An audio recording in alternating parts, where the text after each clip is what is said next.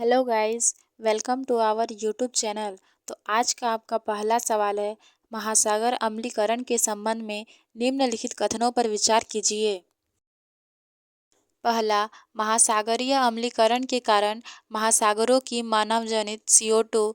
दूसरा, अवशोषित करने की क्षमता कम हो रही है। तीसरा, महासागरीय अम्लीकरण महासागरीय जैव जगत के सेल और कंकाल वाले जीवों को नष्ट करके परिस्थिति की नुकसान पहुंचाता है। चौथा, वैश्विक महासागर की तुलना में आर्कटिक क्षेत्र में यह घटना तेजी से हो रही है। उपयुक्त कथनों में से कितने सत्य है? ऑप्शन ए केवल एक, ऑप्शन बी केवल दो, ऑप्शन तीन सभी तीन, ऑप्शन चार इनमें से कोई नहीं।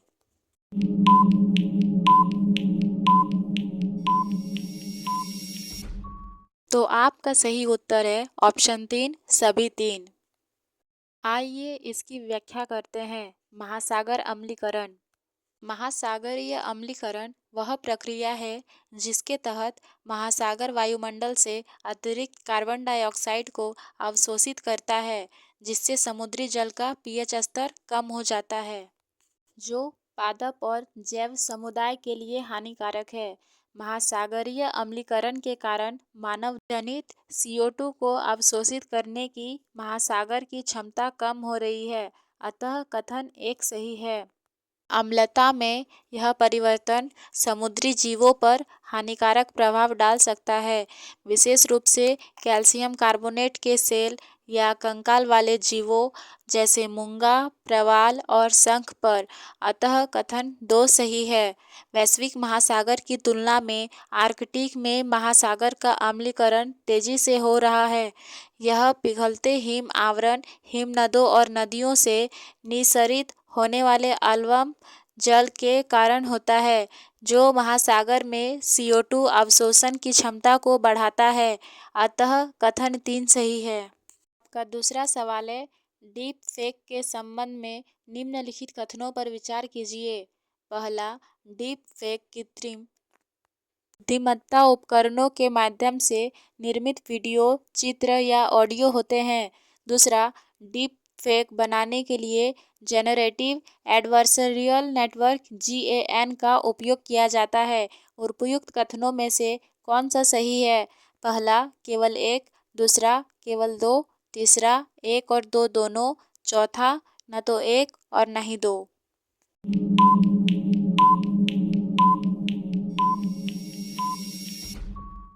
आपका सही उत्तर है ऑप्शन तीन, एक और दो दोनों। आइए इसकी व्याख्या करते हैं। Deep fake. डीप फेक तकनीक एक प्रकार की कृत्रिम बुद्धिमत्ता है, जिसका उपयोग विश्वसनीय प्रतीत होने वाले फेक चित्र, वीडियो और ऑडियो रिकॉर्डिंग बनाने के लिए किया जाता है। अतः कथन एक सही है। जेनरेटिव एडवर्सरियल नेटवर्क GAN एक प्रकार का मशीन लर्निंग एल्गोरिथम है, जिसमें दो न्यूरल नेटवर्क होते हैं, एक जनरेटर और एक डिस्क्रिमिनेटर। इनका उपयोग डीप फेक जैसे नए सिंथेटिक डेटा के निर्माण के लिए किया जाता है, जो वास्तविक डेटा से अविभेद होते हैं। अतः कथन दो सही है। आपका तीसरा सवाल है, तुवालू के संबंध में निम्नलिखित कथनों पर विचार कीजिए। यह पश्चिम मध्य प्रशांत महासागर में हवाई और ऑस्ट्रेलिया के मध्य अवस्थित देश है। दूसरा, इसकी राजधानी फुनाफुटी है, जो तीन मुख्य द्वीप नानुमांगा, न्यू ताओ और न्यू लौकिता से मिलकर बना है। उपयुक्त कथनों में से कौन सा सही नहीं है? ऑप्शन एक, केवल एक। ऑप्शन दो, केवल दो। ऑप्शन तीन, एक, दो और दोनों। ऑप्शन चार, न तो एक न ही दो।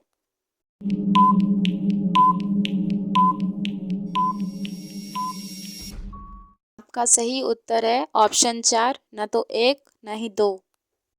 आइए इसकी व्याख्या करते हैं। तुवालू यह हवाई और ऑस्ट्रेलिया के मध्य पश्चिम मध्य प्रशांत क्षेत्र में स्थित है, अतः कथन एक सही है।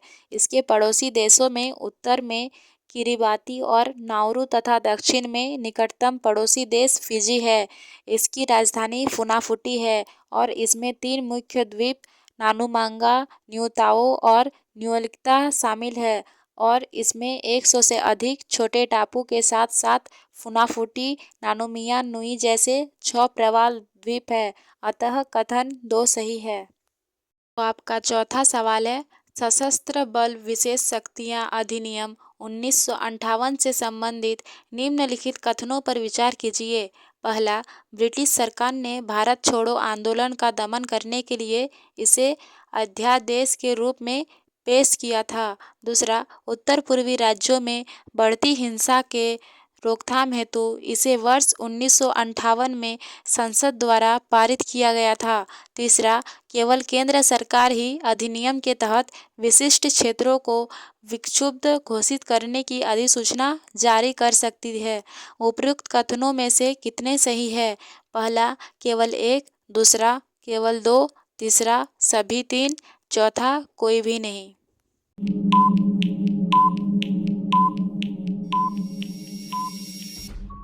आपका सही उत्तर है ऑप्शन 2, केवल 2।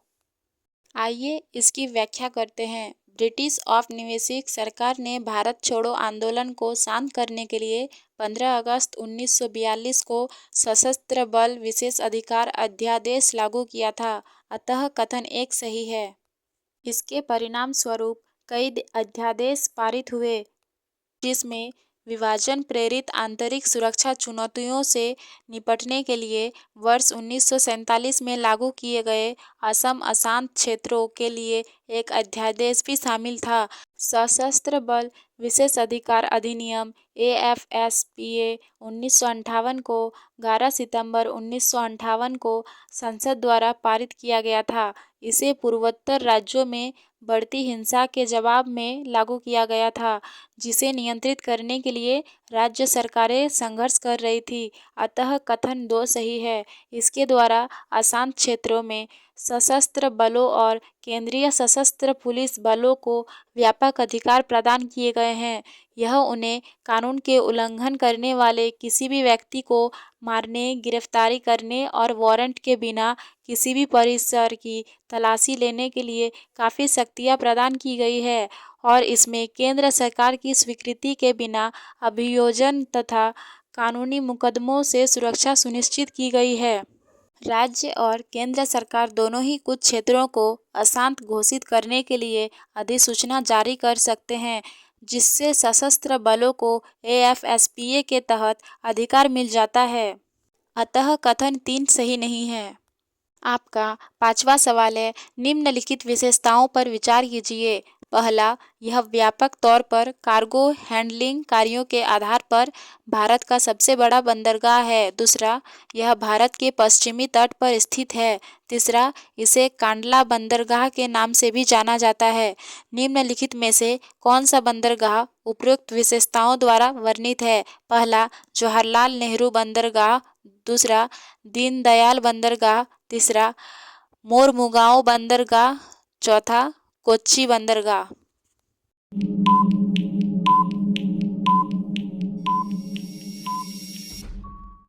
आपका सही उत्तर है ऑप्शन 2, दीनदयाल बंदरगाह। आइए इसकी व्याख्या करते हैं। दीनदयाल बंदरगाह। दीनदयाल पोर्ट बंदरगाह मुख्य रूप से उत्तरी भारत में सेवा प्रदान करता है, जिसमें जम्मू और कश्मीर, उत्तर प्रदेश, मध्य प्रदेश तथा राजस्थान शामिल है। यह व्यापक तौर पर कार्गो हैंडलिंग कार्यों के आधार पर भारत का सबसे बड़ा पोर्ट बंदरगाह है। यह भारत के पश्चिमी तट पर गुजरात राज्य में कच्छ की खाड़ी में स्थित है। दीनदयाल बंदरगाह की स्थापना वर्ष 1931 में महाराव खेंगरजी द्वारा RCC जेटी के निर्माण के साथ शुरू हुई। वर्ष 2016 में दीनदयाल बंदरगाह ने एक वर्ष में 100 MMT कार्गो हैंडलिंग कार्यों का प्रबंधन कर इतिहास रच दिया। यह उपलब्धि हासिल करने वाला पहला प्रमुख बंदरगाह है। इसे कांडला बंदरगाह भी कहते हैं और यह भारत के 12 प्रमुख बंदरगाहों में से एक है। सो गाइज, ऐसे ही डेली करंट अफेयर्स टेस्ट के लिए हमारे इस चैनल को सब्सक्राइब करें।